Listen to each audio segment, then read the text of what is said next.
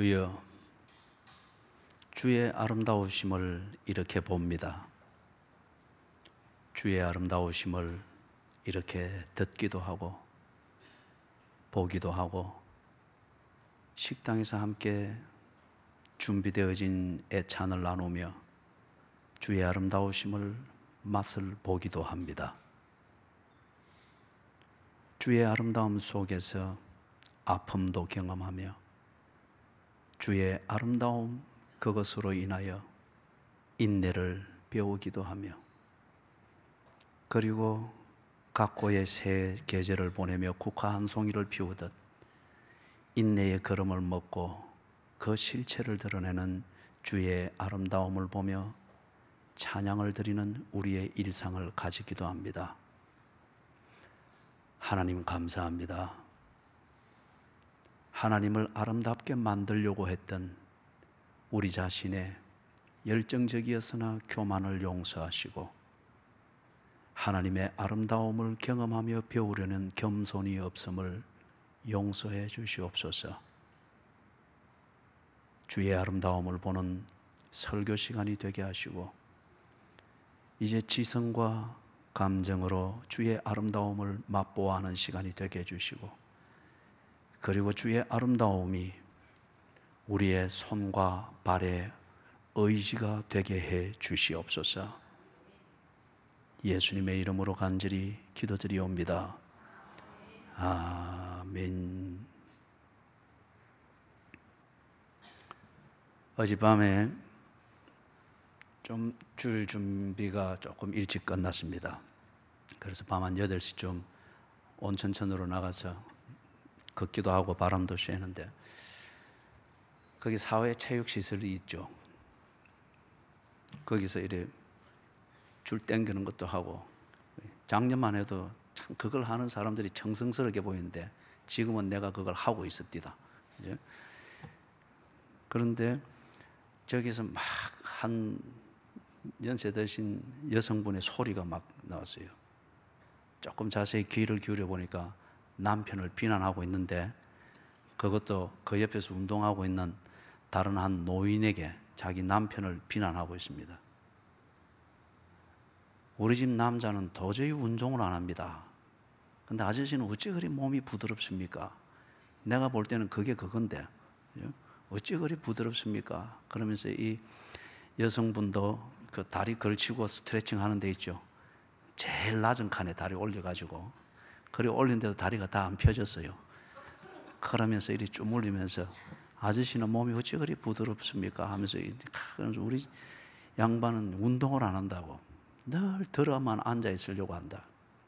나는 그래 남편이 거기 없는 줄 알았어요.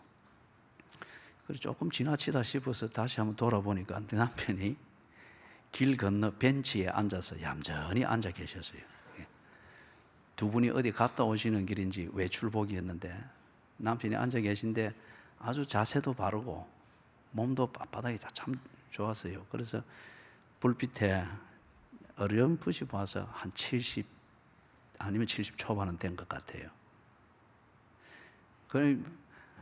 자꾸 비난을 하니까 그 운동을 하면서 옆에 있는 그 아저씨도 자꾸 말을 거드는 거예요. 그거는 저기 앉은 자기 남편 들으라고 하는 소리인데 이 남자는 정말 자기 칭찬하는가 싶어서 말을 받아서 그래 보약도 한 잔씩 지어드리고 남자는 다 나이가 들면 운동을 하기 싫어해요. 그거는 편드는 얘기가 아니고 이거는 과시하는 소리고 그렇죠. 그때는 조용히 있는 게 좋은데 그러면서 자기 남편을 향해서 이제 나중에 손가락질까지 하면서 저 남자는 도저히 운동을 안 한다.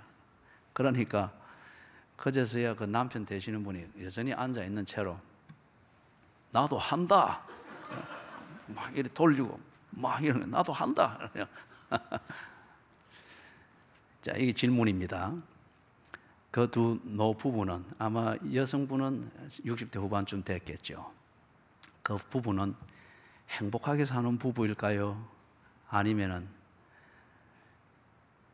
여차하면은 노년에 헤어지는 그런 위기의 부부일까요? 저는 돌아오면서 그래 생각을 했습니다. 그래 돌아오기 전에 이 그 옆에서 운동하면서 자랑하던 이분이 나중에는 이 엿기를 드는 거기에 누워가지고 엿기는 몇 번 들지도 안 하고 다리를 거꾸로 올렸다가 이리 휘저었다가 그 과시하는 거죠, 그죠? 그래서 내가 밉상스러워서 엿기는 안 들고 있으니까 바로 머리맡에 있는 엿기를 위에서 내가 바로 들고 그리고 이리 엎드려 가지고 얼굴과 얼굴을 맞대고, 그죠? 그러니까 이 사람이 놀래고 눈을 뜨고 이렇게 보길래 비키든지 그대로 하시든지, 그죠? 그리고 돌아오면서 생각을 했습니다. 참 재밌는 세상이다. 그리고 행복한 밤이다. 거기에 사람 사는 것이 아름다움이지 않겠느냐. 저는 그 노부부가 결국 불행하고 여차하면 헤어짐을 준비하고 있는 갈등 있는 부부라고 생각지 않습니다. 만약에 그런 것 같으면 그런 자리에서 그 부인이 남편을 향해서 그렇게 아무런 구겸살이 없어요. 삼자가 들을 때는 욕으로 들리지만은 그 부부를 아는 사람이 들을 때는 참 인간미 있고 정겹고 알고 들을 때는, 그리고 그 남자분이 얼마나 인자합니까? 나도 한다 하면서 팔랑개비 시다 있는 거예요. 그래도 다른 남자 앞에서 이래 소위 우리 표현은 가구 세운다고, 그죠? 운동한다 이거예요. 아마 내 생각에는 그분도 아마 버들 유씨인 것 같아요. 그죠?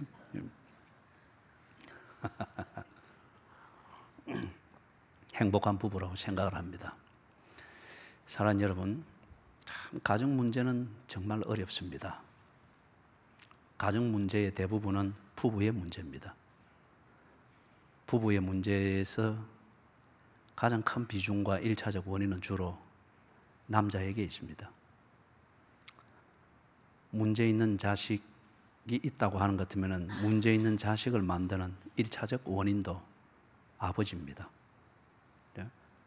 아버지가 악하다, 순하다, 의도가 좋았다, 의도가 나빴다, 이거는 부차적인 문제고, 어디든지 아버지와 자식 사이의 그 커뮤니케이션, 여기에 이게 순기능이 되지 못하다 보니까 아버지가 참 자녀들에게 자녀를 삐뚤어지게 만들고 참 아름답게 자랄 수 있는 그 자녀가 기형적으로 자라게 되면서 세월을 많이 돌아가게 되는 원인을 제공하게 되는 것을 봅니다.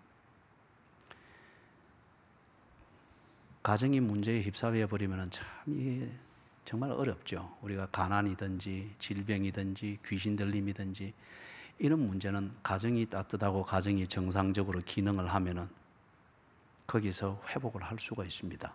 또 보호를 받을 수가 있습니다. 근데 가정이 문제가 되어버려서 가시밭이 되어버리면은 정상적인 사람도 병이 들게 되고 삶을 아주 비정상적으로 사는 그런 것으로 빠지게 될 수가 있죠. 그렇기 때문에 가정을 참 잘 지키는 것 정말 중요하고, 그 다음 가정의 문제를 가지고 있는 그런 이웃들을 볼 때에 그들을 바로 사랑하면서 가정을 회복하고 가정 안에서 제 기능과 제 위치를 찾을 수 있도록 바른 도움을 주는 그 이웃사랑, 정말 이게 필요합니다. 그렇죠? 이거는 한 개인을 사랑하는 것과는 다른 문제고, 귀신 들린 자를 돕기 위해서 사랑하는 것과는 이거는 또 다른 문제입니다. 참 성숙함과 인내와 많은 희생을 필요로 하는 그런 내용입니다. 그래서 오늘 읽었던 본문 중에서 특별히 6절에 근거해서 가정 문제에 묶여 있는 이웃을 사랑하는 것, 그게 무엇인가, 다시 말해서 어떤 실천을 하는 것이 가정 문제에 묶여 있는 이웃을 사랑하는 것이 되는지를 살펴보고자 합니다. 1절에서부터 5절은 새벽 기도 시간을 통하여서, 그리고 금요 기도회를 통하여서 우리가 두 가지의 각도에서 살펴보았습니다. 이제 6절에 근거해서 가정 문제, 이 문제에 얽혀 있는 이웃을 어떻게 사랑할 것인가. 여러분, 거기 야곱이 나오지 않습니까? 야곱이 즐거워하며 이스라엘이 기뻐하리로다. 야곱이 어떤 사람인가 하는 것은 창세기 28장 이하에서 읽어보신 분들은 뭐 대충 알고 있을 것입니다. 그렇기 때문에 그 골자만 다시 한번 정리하면 야곱의 프로필입니다. 야곱은 삶의 의욕이 아주 강한 사람이었습니다. 젊어서부터 아주 삶의 의욕이 강한 사람이었는데, 그런데 의욕이 강한 만큼 그 의욕을 발휘해 나가는 삶의 지혜와 방법은 준비가 되어 있지 않는 사람이었습니다. 그러다 보니까 속임수를 잘 썼습니다. 거짓말을 여사로 하기도 하고. 그런데 꼭 문제가 생기면은 도망을 가버렸습니다. 발뺌을 해버렸습니다. 이런 남자들이 있죠. 의욕을 가지고 하는데 언제나 문제만 만듭니다. 그런데 그 문제를 해결하고자 하는 책임감도 없고 지혜도 없습니다. 문제는 만들되 문제가 표면에 드러나면 도망가고 없습니다. 그래서 이 야곱은 원하는 것을 소유하기 위해서는 수단과 방법을 가리지 아니했습니다. 아버지를 속이기도 하고, 어머니와 야합을 하기도 하고, 어머니와 공모를 짜서 형을 속이는 음모를 꾸미기도 하고, 재산을 불리기 위해서 외삼촌을 속이기도 하고, 뭐 그렇습니다. 그래서 자기가 속이니 상대방도 속이게 되는 이런 악순환을 스스로 만들게 됐죠. 그래서 야곱은 이런 종류의 사람이었어요.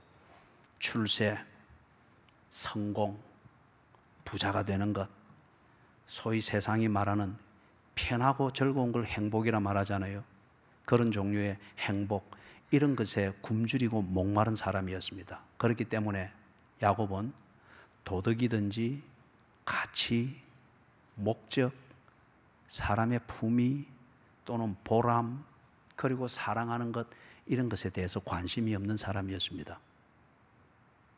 그런 걸 추구하면서 살면은 가난해지고 실패한다고 믿는 사람이었습니다. 그렇기 때문에 이 야곱이 그 인생에 즐거움이 없었습니다.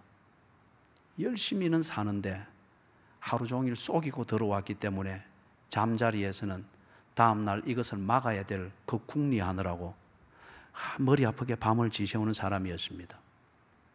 출세, 성공, 부자됨, 어떤 그런 종류의 행복, 물질주의적 행복, 이런 것을 추구하는데 야곱이 그걸 즐거워했느냐? 그 삶에 즐거움이 없었습니다. 오히려 더욱더 질투는 가중이 되어서 원한이 되고 미움이 되었고, 그의 의욕은 더욱더 경쟁적이었습니다. 그렇기 때문에 목표는 필요 없습니다. 이겨야 되는 상대방만 눈에 보이기 때문에 목표든지 의미든지 이런 것은 필요가 없는 사람이었어요. 더욱더 의심이 가중됩니다. 보람보다는 의심이 자꾸 가중이 되어지는 인생을 살고 일과 전쟁 같은 일상을 지내는 것이 야곱의 인생이었습니다. 즐거움이라는 게 없었습니다. 사랑하는 여러분, 이 현대 사회를 보면은 참 야곱들이 많습니다. 청소년들을 봐도 학교 그리고 학원, 요 쳇바퀴를 돌면서, 그렇게 쳇바퀴를 도는 목적지는 시험 성적, 그 다음에 원하는 학교에 가는 것. 그 원하는 학교도 자기가 정한 것이 아니고 엄마가 정해준 겁니다. 또는 우리 청년들, 실업으로 문제로 인해서 여러 가지 어려움이 많다고 하는데, 그런데 청년들을 이렇게 보면 참 미안한 말이지만은 문제를 보는 관점이든지 그 문제를 풀기 위한 그 몸부림들이 천편일률적입니다. 사회와 사회 분위기가 정해놓은 그 양둑 사이에 흐르는 물처럼 도무지 그 이상을 생각하지도 못하고 다른 길들을 보지를 못합니다. 스펙 쌓는다는 그 스펙도 똑같은 것들이죠. 취업 똑같은 것이다 보니까 스스로 레드 존을 만듭니다. 그 가열되어진, 경쟁이 가열되어진 그 취업의 영역, 그 밖의 것들에 보면 블루 존이 아주 기회가 많은 것이 많음에도 불구하고인데, 사회의 분위기가 그런 종류의 직장을 가지고 그런 종류의 생활을 해야 된다는 분위기가 만들어지는 그 틀에서 못 벗어납니다. 결혼, 정말 그거는 정말 비참한 일이에요. 그죠? 결혼은 정말 자기 자신의 사랑을 즐기는 자리고 사랑을 만들어가는 자기만의 자리인데 결혼 역시 사람들이 보기에 좋은 그런 결혼을 하려고 합니다. 그러다 보니 많은 사람들이 결혼을 못하고 있습니다. 이거는 자기의 결혼을 못한 것이 아니고 사회가 강요하는 그 수준과 그 스타일의 결혼을 못하고 있을 뿐입니다.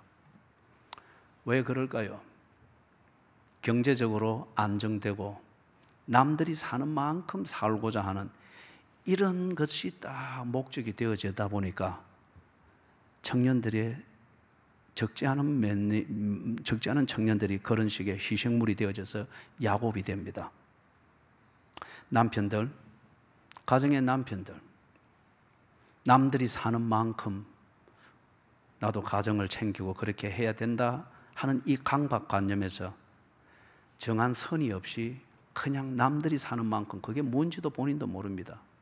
열심히 일을 합니다. 그런데 자기 자신이 자꾸 비어지는 걸 보면서 스스로 잃어버린 자가 됩니다.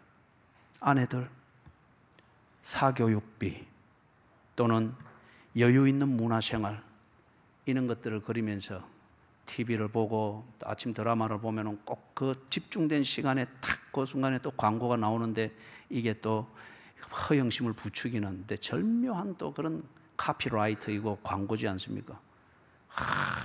바쁘게 해서 샌드위치 만들어 먹고 이렇게 해서 막 아이들 챙겨서 보내고 그리고 원피스 빨간 원피스 입고 그리고 쫙 달라붙는 지금 막 바쁘게 해서 커피 한 잔 입에 물고 키 들고 이러서 빨리 그래서 가서 탁 빨간 세단차 문 열고 아들 태우고 손이 없으니까 이리 보다가 엉덩이로 탕 치니까 폰이 탁 나게 샥 갑니다. 이게 그렇게 부러운 거요. 예? 그래서 이 남편만 바라보고 있다고는 내가 그냥 누구 엄마 소리만 듣다가 끝나지. 나도 여자로 돌아가야지. 직장으로 들어가면 다 그렇게 되는가 싶어가지고 사교육비를 더 벌기 위해서 여유 있는 문화생활을 하기 위하여서 아내들이 바깥을 기웃거립니다. 그 안에는 뭔가 부족감을 느끼는 게 있고 그리고 밖으로는 경제적으로 여유 있는 것, 좀 더 하고 싶은 것을 할 수 있는 여유 있는 생활, 이것에 대한 그 목마름이 있기 때문에 그렇죠. 야곱입니다. 사랑하는 여러분, 이 시대의 야곱에 대해서 한 네 가지의 초상화를 그려본 겁니다. 자, 야곱의 문제가 뭐냐 정리를 하면은 이 자신의 독특한 재능 그리고 자신의 존재의 이 고요한 가치, 이것은 전혀 생각을 하지를 않습니다. 그리고 그걸 생각하는 것을 배우지도 않았습니다. 좀 더 나아가서 자신만이 만들 수 있는 가치 있는 인생을 생각하지 않습니다. 광고에서 본 대로, 드라마에서 본 대로, 남들이 사는 대로 그렇게 사는 것이 가치 있는 인생인가 카피를 하려고 할 뿐 내 스스로 만들어낼 수 있는 그 가치 있는 인생, 이것에 대해서는 생각을 하지 않습니다. 야곱의 특징이고 문제입니다. 그러다 보니까 야곱이 그래 했던 것처럼 이런 사람들에게 두려움이 있습니다. 지울 수 없는 상처가 있습니다. 내 안에 욕심으로 화석화되어 버린 원한이라고 하는 게 있습니다. 그리고 나도 정체를 알 수 없는 그냥 목마름과 굶주림만을 주는 욕심이라고 하는 것이 그 속에 역청탕처럼 늘 이글거리고 있습니다. 그래서 예를 들면은 자녀들 입장이면은 나는 아버지처럼은 살지 않을 것이다. 아버지를 네거티브 오브젝트, 부정적 목적으로 삼고 무조건 아버지와 다르게만 살면 나는 바로 살고 있다고 스스로 자위를 하는 이런 참 처량한 야곱들이 있습니다. 또는 어떤 사람은 나는 가난하게는 살지 않겠다. 3주 전에 보았던 것처럼 가난이라는 말은 상대적입니다. 나는 가난하게는 살지 않겠다. 그래서 키를 쓰고 돈을 벌려고 합니다. 어떤 사람은 아내에 대한 배신감을 느끼며 삽니다. 그러다 보니 내 아내가 보란 듯이 살 것이다. 그래서 남편이 지 나름대로의 그 목적을 가지고 지 나름대로의 삶을 삽니다. 아니면은 가족들 중에 누군가는 나를 무시하는 가족과는 상종하지 않겠다. 가족과는 만나지 아니하는 그 삶을 내가 보란 듯이 살 것이다. 두려움이고 안에 있는 상처고 원한이고 욕심입니다. 이것에 끌려서 나름대로 그런 목적을 설정하고 그렇게 사는데 지 인생이 없습니다. 야곱입니다. 거기 보니 이스라엘이 나옵니다. 이스라엘이 기뻐하리로다. 그래 했는데 이 이스라엘은 여러분이 오늘 돌아가서 그 중동 지역의 지도를 펴놓고 이스라엘 땅을 딱 보시면은 오늘 제 설명을 쉽게 이해할 수 있을 겁니다. 이스라엘은 지형적으로나 경제적으로나 군사적인 면에 있어서 결코 기뻐할 수 없는 위치에 있는 나라입니다. 거기는 언제나 전쟁이 일어날 수밖에 없고 본인들이 일으키지 않아도 지나가는 그 침략자와 방어군에 의해서 전쟁을 겪을 수밖에 없고 그리고 약탈의 대상입니다. 그 다음에 주권을 행사하기에는 너무 작은 나라인 반면에 인접한 강대국 메소포타미아의 강대국과 남쪽 이집트라는 이 강대국의 영향을 받으면서 언제나 정책을 결정해야 되고 조공국으로서 그들의 안전을 추구해야 됩니다. 나라도 작지만은 그렇게 농사 지을 땅이 많지를 않습니다. 근본적으로 자원이 부족하기 때문에 자립 경제는 요원합니다. 자주 삶이 이렇다 보니까 인프라 자체가 이렇다 보니까 국가 안에 내분이 많습니다. 분열이 많습니다. 자조, 경제적으로도 어렵고 군사적으로도 어렵고 외교적으로도 어렵고 내적으로도 백성들 간에 공감대가 형성이 되지를 않습니다. 자조가 어렵습니다. 그러다 보니까 이스라엘 백성들이 가장 좋아했던 단어 중에 하나가 샬롬입니다. 평화. 이 평화의 개념 안에 기뻐함이 있습니다. 그런데 이 이스라엘이 자기 자신들의 이 인프라와 국가적 자원과 이 맨파워, 국민들의 이 실력과 힘을 가지고는 샬롬을 결코 만들 수가 없습니다. 그들에게 기뻐함이 있고 평화가 있고 행복이 있었느냐? 아니에요. 이스라엘 구약 역사를 쭉 봐도 알겠지만은 이스라엘에는 언제나 불안이 있었고 그리고 그들의 삶에는 언제나 눈치 보는 이게 언제든지 피난 보따리를 싸놔야 됩니다. 생계와 안전 문제를 언제나 걱정하면서 살아야 됩니다. 쉽게 말하면 이들에게 비전이 없었습니다. 하루하루 살아남는 것이 그들의 존재하는 것의 전부입니다. 오늘날 이스라엘과 같은 가정들이 많습니다. 이스라엘과 같은 가정들이 많습니다.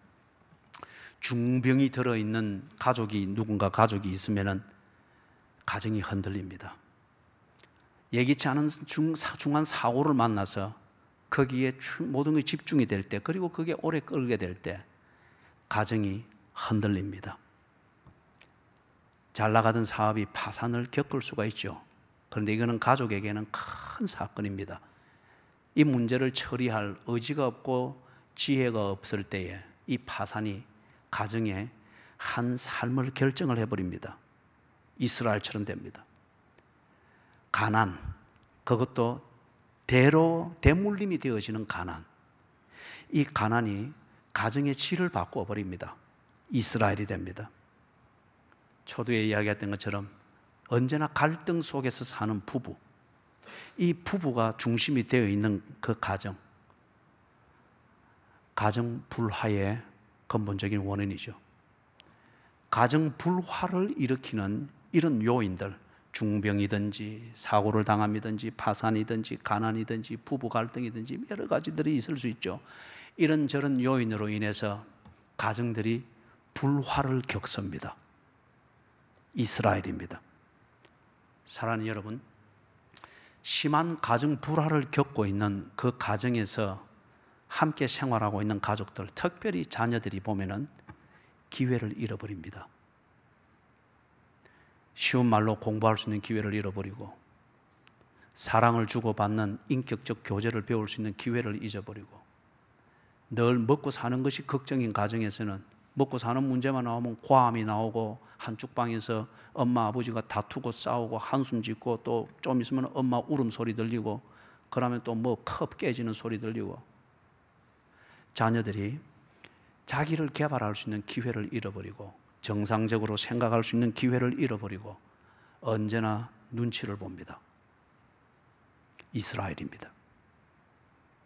가정이기 때문에 적어도 그 안에서는 기뻐함이 있고 샬롬이 있어야겠으나, 가정이 그렇게 불화가 되다 보니 오히려 가정 안에서 기뻐함이 없고 눈치를 배우게 되어지고 불안으로 그 무언가 성품이 만들어지게 되는 것을 봅니다. 그래서 가정이 모이면은 염려와 걱정의 자리가 됩니다. 또는 가정이 유지가 되어지나 이 이스라엘과 같은 상태에 있는 가정은 의무감과 책임감으로 그냥 가정에서 버티고 있을 뿐입니다. 예를 들면은 누나가 동생을 보니까 참 가엾습니다. 그래서 몰래 돈을 벌어서 동생의 용돈을 대기도 하고 공부할 돈을 대기도 하고, 누나가 가정만 보면은 들어오기 싫지만은 동생을 생각하니 불쌍해서 끝까지 가정에 붙어 있는 겁니다.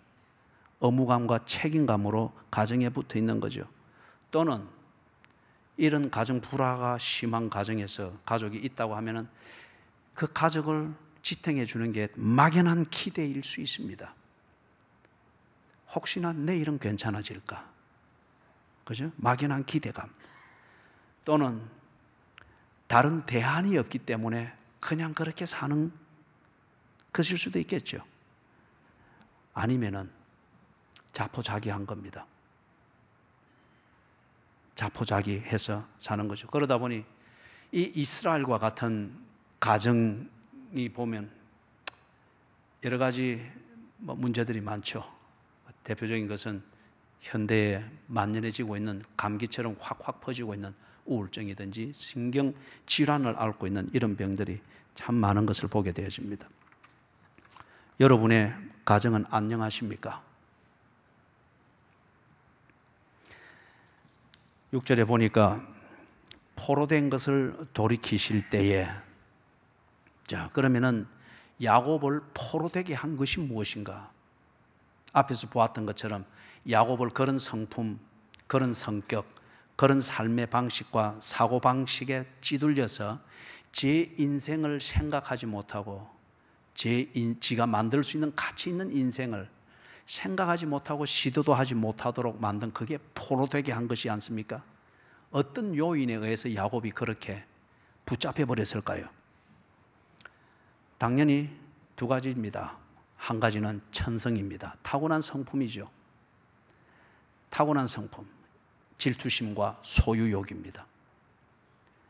그 다음에 두 번째는 자라면서 형성되어진 성품과 습관입니다. 예를 들면 속이는 것이든지 욕심에 집착하는 것든지 편애를 의존하는 것든지, 아니면 아주 이기적이죠.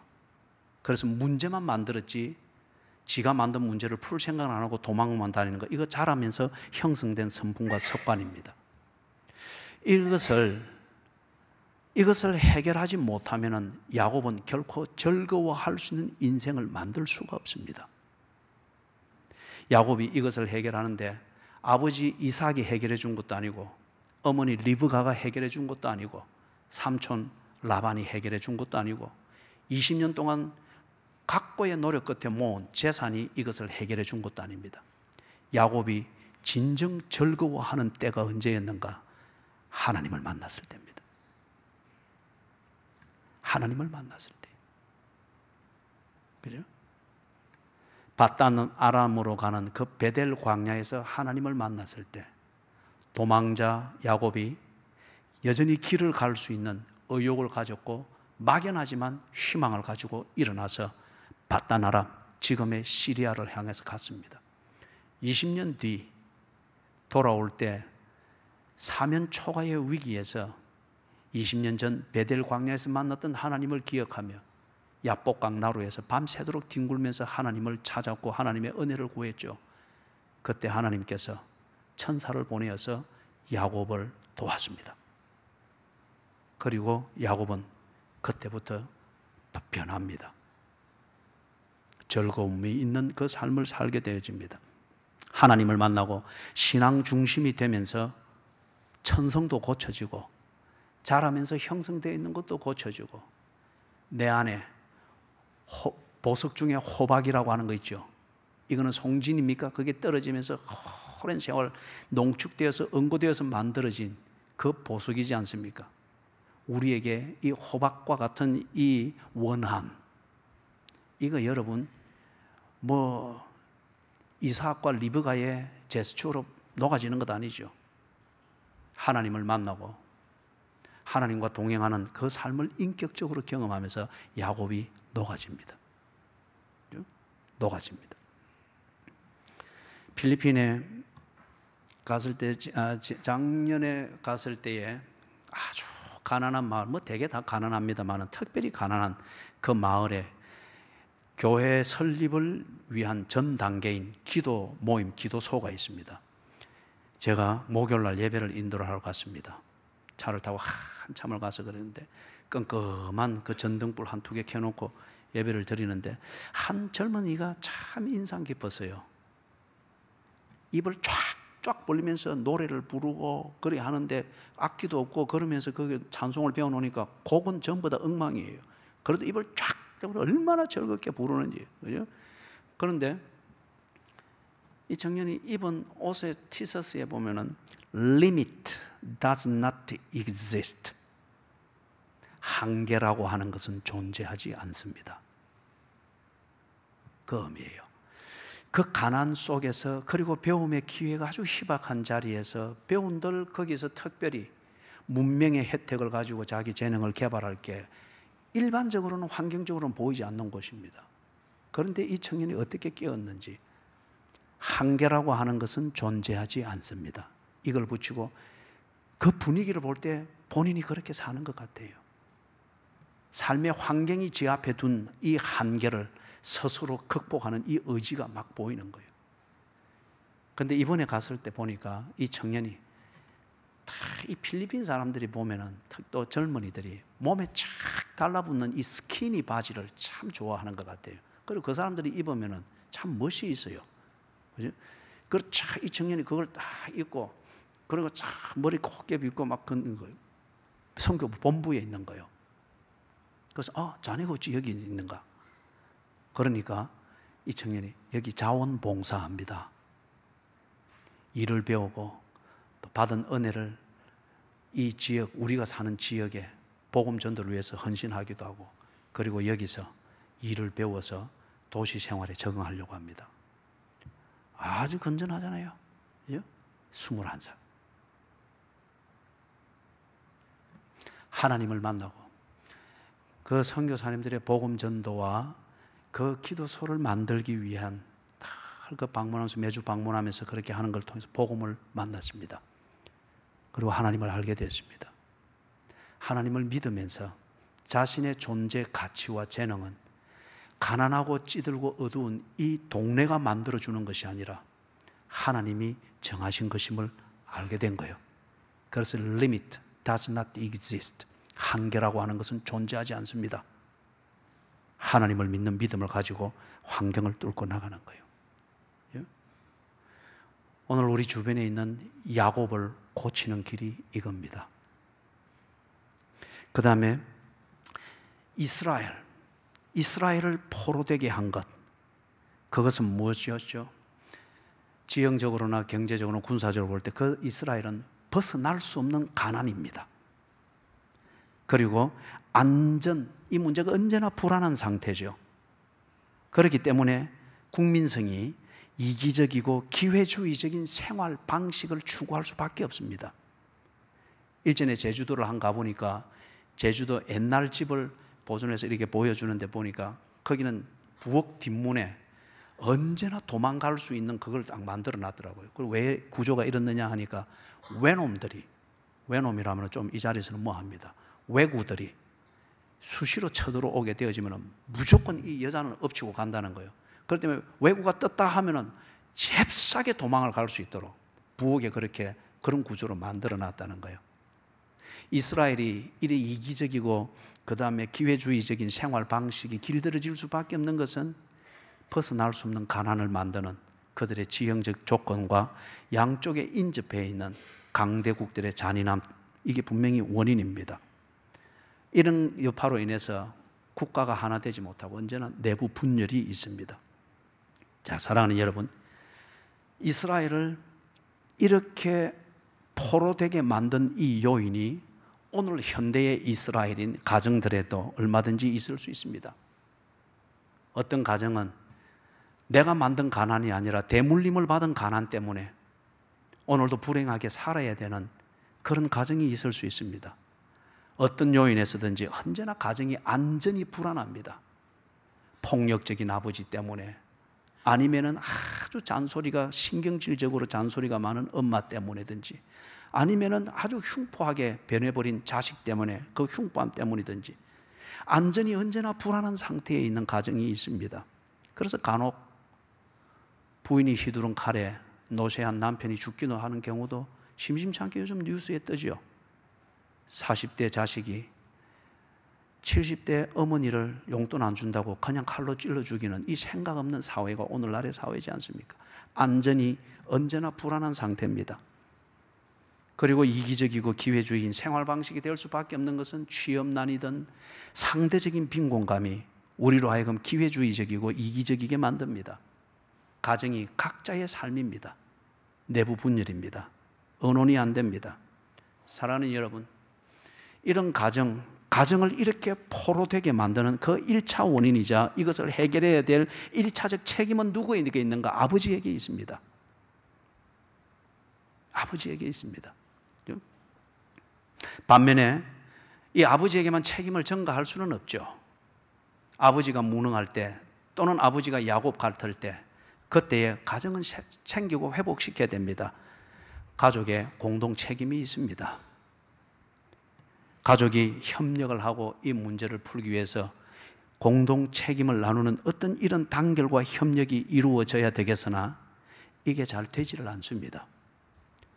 현대사회에 상담 이론이 얼마나 많습니까? 상담소가 얼마나 많습니까? 복지 정책이 얼마나 많습니까? 그렇지만은 이런 포로되어 있는 이 가정들을 해결을 못합니다. 계속 법만 만들어지고 복지 정책만 자꾸 추가될 뿐, 이 포로되어 있는 상태, 포로된 상태에 있는 가정 이스라엘을 해결을 못합니다. 그런데 여러분, 구약 성경을 쭉 읽어보면은 이스라엘이 샬롬을 누리고 기뻐할 때가 있습니다. 여호와 하나님의 약속을 믿고 예배를 회복했을 때 이스라엘에게 찬양이 있었습니다. 이스라엘에게 축제가 있었고 절기가 있었습니다. 이스라엘이 여호와 하나님의 약속을 믿고 예배를 회복할 때, 그때 이스라엘이 내부 분열이 정리되면서 신앙 공동체가 되었습니다. 신앙 공동체가 되면서 하나님의 보호하심 아래에 있었습니다. 그래서 이들이 그때에 뭘 불렀는가? 샬롬을 불렀습니다. 샬롬. 그리고 하나님의 인자하심을 찬송했습니다. 그 인자하심은 헤세드. 이 하나님의 헤세드, 이 안에 사랑, 용서, 인내, 자비, 공급하심, 회복, 이 모든 것이 다 포함되어져 있는 히브리어 단어입니다. 이 하나님의 헤세드, 이것을 하나님의 보호 아래에서 경험을 하면서 그들이 샬롬, 샬롬 찬양했습니다. 기뻐했습니다. 사랑하는 여러분, 가정을 포로되게 하는 것, 이스라엘이 포로되는 것처럼 가정을 포로되게 하는 것, 여러 요인들이 있는 가운데에서 폭력적인 아버지, 폭력적인 가장이 가정을 포로되게 만드는 중요한 요인입니다. 여러분, 속담에, 인디아 속담에 이런 게 있어요. 격언은 언제나 지혜를 우리에게 전달해 주는 도구죠. 그래서 그 격언에 물동이를 이고 가다가 돌뿌리에 덜컥 걸리면은 그 항아리에 무엇이 들었는지를 알 수 있다는 거예요. 상상이 돼 있어요? 물 항아리 이어본 분 계세요? 그죠? 없으면 오늘 집에 가서 실험을 해보십시오. 물을 가득 채워가지고 가는데 삐끗하든지 돌뿌리에 덜컥 걸리면은 출렁하면 항아리에 들은 것이 출렁 넘치겠죠. 그 머리에 이고 가는 항아리에 무엇이 들었는가는 사람이 돌뿌리에 걸릴 때에 알 수 있다는 거예요. 내 성품이 폭력적이냐, 내 성품이 정말 인자하냐. 아버지들이 그렇게 변명을 합니다. 내가 가정을 사랑해서 그런다. 너희들을 사랑해서 그러지 않느냐. 왜 내 심정을 몰라주느냐. 억하 심정을 토로하면서 다시금 소주 한 병을 들이키는데, 그 의도는 그렇다 할지라도 그러나 당신 속에 들어있는 것이 무언가를 알려면 가정이 위기를 겪을 때 아버지가 어떻게 처신하는가 보면은 의도는 그럴지라도 그 속에 든 성품과 습관과 지혜는 빨간물이면은 이고 가는 게 하얗다고 아무리 말할지라도 그거에 드는 것은 빨간 겁니다. 문제를 해결하고 가정에 위기가 있을 때 문제를 해결하기 위하여서 시도하고 나타내는 게 평상시에는 조용하지만은 그럴 때 꼭 폭력적이 되든지 위협적이 되든지 비교해서 꼭 길을 죽여놓든지 이렇게 될 때에 그 아버지는 가정을 세울 수 있는 아버지가 아닙니다. 그냥 상징적인 존재일 뿐. 가정을 포로되게 만드는 요인입니다. 이 얘기를 드리면서 말씀을 정리를 하겠습니다. 한 아버지가 계십니다. 국가 고위 관료입니다. 물론 예수 믿는 사람은 아니에요. 다른 종교를 믿는 사람이지만은 도덕적으로나 인품적으로 아주 반듯한 분입니다. 누가 찾아와서 인사치레로 이렇게 봉투를 건네줘도 그런 것은 뭐 교제 차원에서 있을 수 있는 일입니다. 그럴지라도 그런 것마저도 딱 청렴 결백을 신조로 삼는 분입니다. 그래서 사무실에서 있었던 거든지 아니면 공공장소에서 있었던 걸 가지고서 어떤 이유에서든지 집으로 가져온 적이 한 번도 없는 사람이 이것을 자랑스럽게 여기는 고위 관료입니다.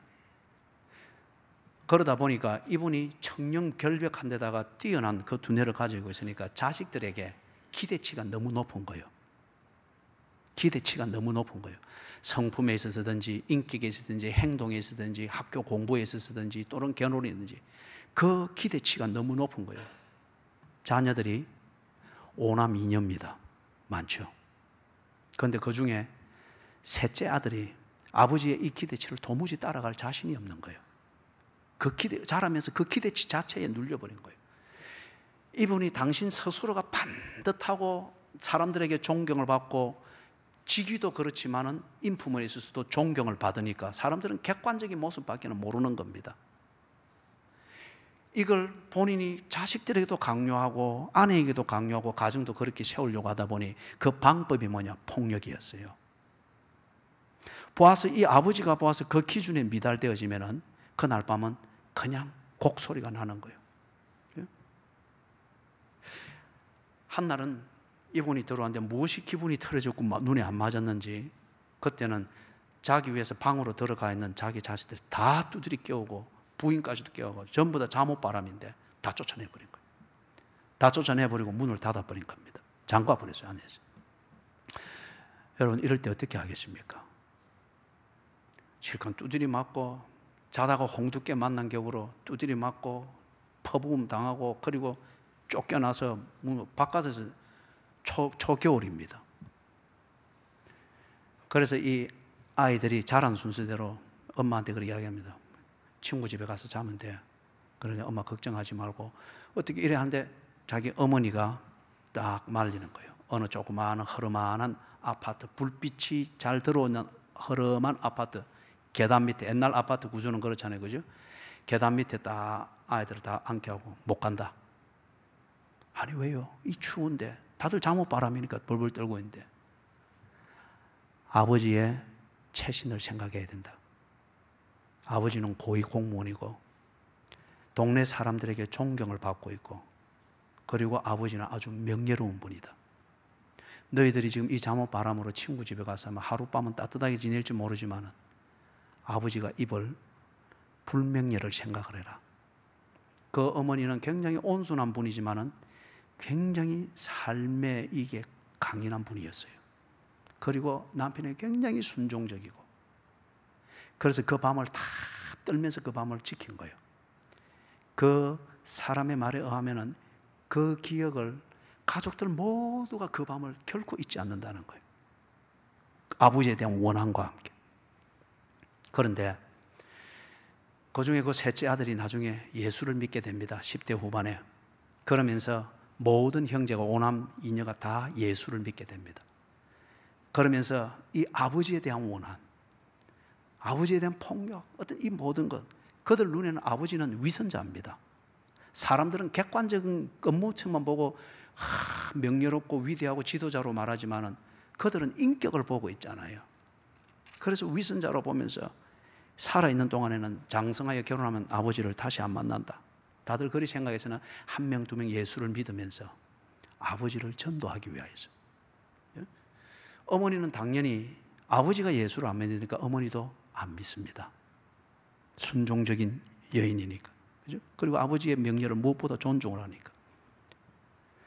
그런데 이 형제들이 다 그렇게 원한이 사라지면서 아버지와 어머니를 전도하고 복음을 믿게 하기 위해서, 그래서 구원 얻도록 하기 위해서 오랜 세월을 노력을 기울입니다. 어느 날 큰 부흥 집회가 있었습니다. 이때 구원 초청, 설교 끝에 구원 초청하는 이걸 듣고 그 아버지가, 육척 거구인 이 아버지가 일어나서 계속 어깨를 덜먹이면서 훌쩍이면서 강단 앞에까지 나가는 거예요. 그 어머니도 따라서 나갑니다. 그리고 그날 그들이 진심으로 회개하고 거듭납니다. 그러고 난 뒤 7년 뒤에 그 어머니가 죽습니다. 어머니가 죽었을 때 관에 넣었는데 이 아버지가 빈소에서 그렇게 울더라는 거예요. 울면서 하는 말이, 여보, 나를 용서해 주오. 당신의 그 짧은 생애, 50년 좀 넘는 생애를 그렇게 힘들고 어렵게 만들었던 내 폭력과 내 무시함과 내 무례함, 무관심, 무능함, 이 모든 것으로 인해서 당신의 그 짧은 생애가 그렇게 힘들었던 걸 용서해 주오. 나를 용서해 주오. 자식들이 보기에도 감동이 될 정도로, 믿어지지 아니할 정도로 그렇게 울면서 진심으로 용서를 구하더라는 거예요. 누가 이렇게 바꾸었습니까? 한 가정을 포로되게 만들었던 주범이었던, 자기 혼자 반듯하고 자기 혼자 열정적이고 자기 혼자 어려웠던 이 아버지를 바꾸어 놓아서 그 하나님의 용서를 경험하고 그 용서를 예수를 믿고 먼저 죽은 자기 부인에게 용서해 달라고 처절하게 몸부림을 치는, 명예와 자존심을 그렇게 존중해서 언제나 옳은 척만 가장을 했던 이 사람이 자기의 속을 다 드러내면서 울부짖으며 관을 불어안고 통곡하는 이 적나라한 회개의 자리에 이르도록 만든 그것은 누구입니까? 그가 예수를 만났기 때문입니다. 예수를 믿었기 때문입니다. 예수를 믿으면서 예수의 사랑을 경험했기 때문입니다. 그 사랑 안에서 사람이 사는 것이 무엇인지, 무엇이 가치 있는 것인지, 그걸 위해서 희생이 아름다운 것이고 용서가 아름다운 것임을 알았기 때문입니다. 변한 것입니다. 사랑하는 여러분, 포로된 것을 돌이킬 때에, 하나님께서 자기 백성을 포로된 것에서 돌이키실 때에 언제입니까?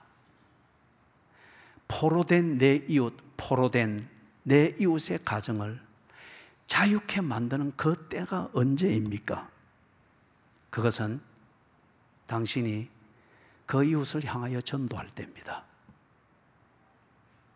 당신의 가족 중에 이런 사람이 있다고 하면은 아버지에 대한 원한이든 자식에 대한 섭섭함 때문에 포로된 상태에서 사는 이것에 벗어나지 못하고 있는 여러분의 가족 중에 누군가 있다면 그에게 하나님의 은혜가 내려서 포로된 것에서 자유케 하는 때가 언제인가?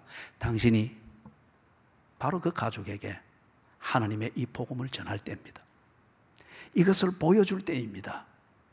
이것을 믿고 주를 바라볼 수 있도록 최선을 다하여 도울 때입니다. 당신의 그 섬김을 통하여서 당신의 가정이 예배 중심, 교회 중심으로 세워질 때입니다. 그럴 때에 포로된 것에서 야곱이 풀어질 것이며 이스라엘이 풀어지듯 여러분의 가정이 풀어질 것이고 그 이웃의 가정이 풀어질 것입니다. 그렇다면 가정 문제에 묶여있는 이웃을 사랑하기 위하여서 여러분이 무엇을 어떻게 해야 되는지 아실 것이라 믿습니다. 아는 것을 실천하십시오. 기도하겠습니다. 하나님,